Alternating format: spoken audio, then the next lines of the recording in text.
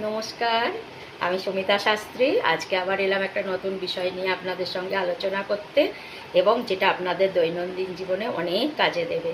সেরকমই একটা বিষয় হচ্ছে যে আপনারা ঘরের মানে বাস্তু অনুযায়ী, মানে যে বাস্তু টিপসগুলো আমি বলছি সেই অনুযায়ী ঘরের দক্ষিণ দিকে কোনো আয়না রাখবেন না। ঠিক আছে?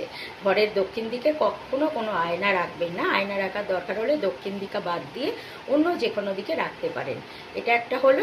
আর দ্বিতীয়ত হচ্ছে, দুটো আয়না মুখোমুখি রাখবেন না। একটা হয়তো এই দেয়ালে একটা আয়না আছে আর একটা অপোজিট দেয়ালে আয়না আছে। সেটা আপনি দক্ষিণ দিক শুধু নয়, যে কোনো ঘরেরই দুটো আয়নাকে কখনো মুখোমুখি রাখবেন না।